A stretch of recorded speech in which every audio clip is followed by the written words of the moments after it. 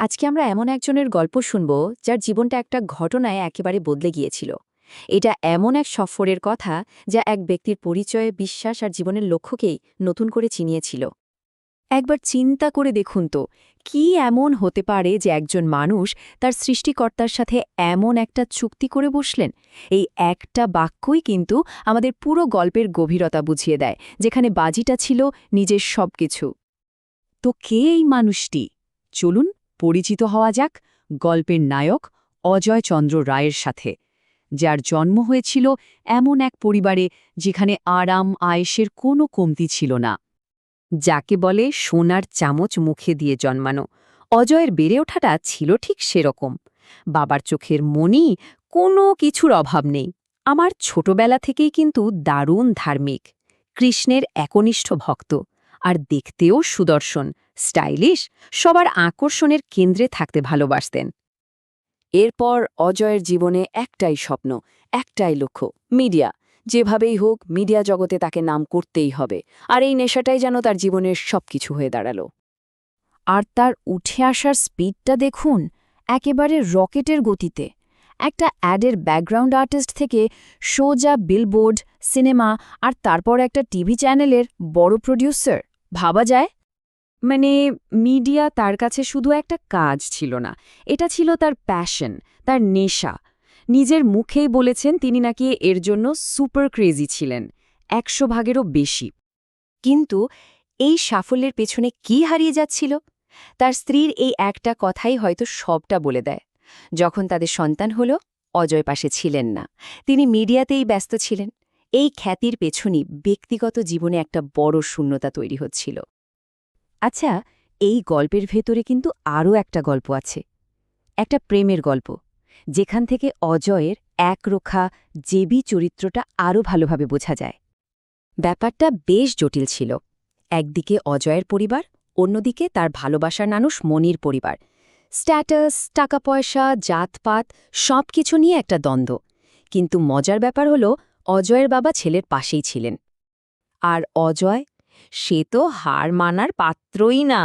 সোজা তার হবু শাশুড়িকে গিয়ে বলে দিলেন, বিয়ে করলে আপনার মেয়েকেই করব, অন্য কোথাও ওর বিয়ের কথা ভাববেনও না। কি সাংঘাতিক আত্মবিশ্বাস!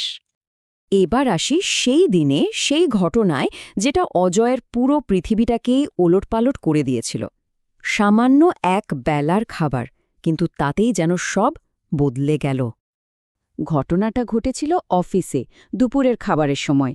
জুনিয়র আর সিনিয়র কলিগের সাথে খেতে বসেছেন, আর ঠিক তখনই রাজীব নামে তার জুনিয়র টিফিন বক্সটা খুলল, আর সাথে সাথে গরুর মাংসের একটা কড়া গন্ধ। ব্যাস, অজয় রেগে আগুন, চিৎকার চেঁচামেচি শুরু করে দিলেন। আর ঠিক তখনই তার সিনিয়র কলিগ মনির ভাই খুব শান্তভাবে এমন একটা প্রশ্ন করলেন, যেটার জন্য অজয় একদমই প্রস্তুত ছিলেন না। প্রশ্নটা তার অহংকারে গিয়ে সজোরে ধাক্কা দিল। তো এই যে অপমানটা হলো, এটাই তাকে একেবারে জেদি করে তুলল। তাকে উত্তর খুঁজে বের করতেই হবে, বিশ্বাস বা ধর্মের জন্য নয়, শুধু একটা তর্কের জেতার জন্য। সে গেল তার গুরুর কাছে। প্রথম প্রশ্নটাই ছিল খুব মৌলিক, এত দেবতা কেন? তারপরের প্রশ্নটা ছিল আরও গভীরে, আর পুজো করার জন্যই বা মূর্তির দরকারটা কি?